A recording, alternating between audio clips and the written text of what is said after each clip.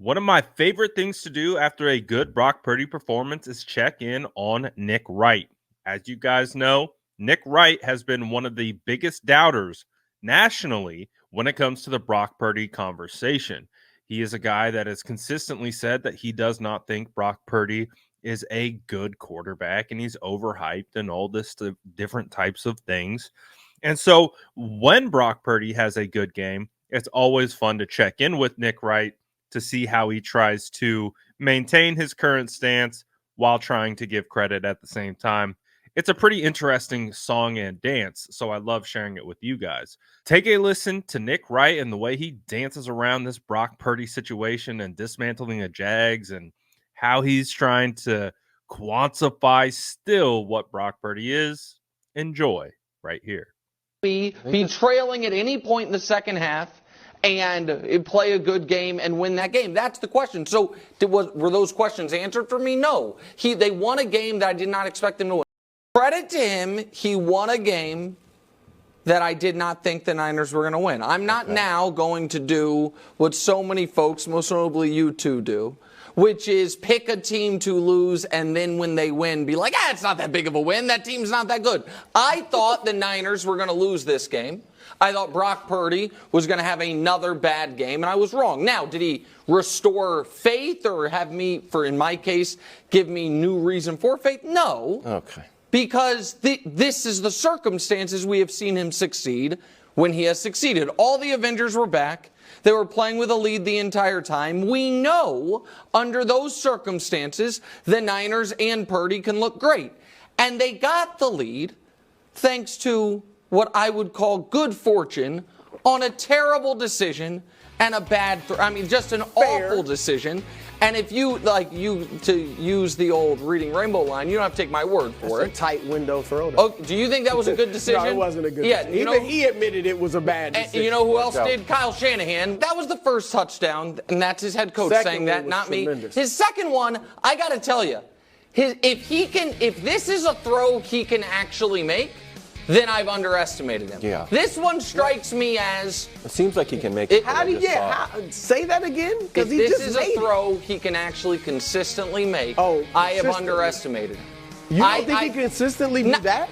No, without the ability to step into a throw on a line...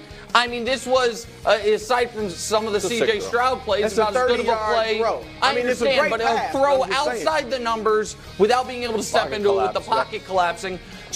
But these are the circumstances that we've seen him succeed. They get out to a lead. The other team is focused on McCaffrey to the point to where the poor McCaffrey streak gets broken, and the Niners are a ball rolling downhill. Mm-hmm. I still have the same concern that I think deep down Kyle Shanahan does, which is, Brew, what are the Niners? What type of team are they?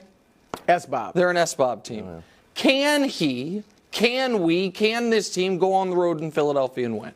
Can we be trailing at any point in the second half and play a good game and win that game? That's the question. So were those questions answered for me? No. They won a game that I did not expect them to win. So let me be very clear here. That was a really good win by the Niners, a really good game by Brock Purdy. There is no denying it. If folks want this to have some massive impact on my opinion of Brock Purdy, I'm sorry, it doesn't. The questions that I had about Purdy, are you able to, be a force multiplier for your team? Those questions still remain in spades. Now, dominating the Jaguars makes the Niners as a team look even more formidable. And I said before the game that if the Niners won, they would be able to tell themselves and tell everyone, look, when we are healthy, we're the best team in the league. Now, do I believe that? I don't. Do they have the resume of it? They do. They're not only beating people, they're blowing people out when they're at full strength. A lot of the comments that I get when I post these sound bites of Nick Wright is, why should we care what Nick Wright thinks?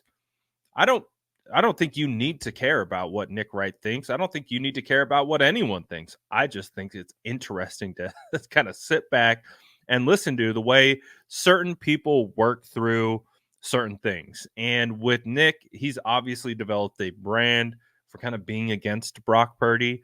So it's always interesting to see what his takes are when Brock plays well. And again, even through it all, he gives credit, but then at the end, it's still, yeah, but I still haven't seen what I need to see.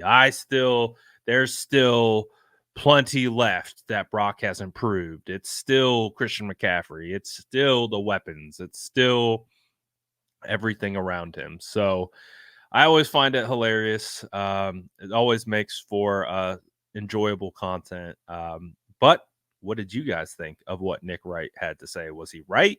Was he wrong? Was he somewhere in the middle? What did you think about his comments? Let me know in the comments below. And as always, make sure to like and subscribe for more updates.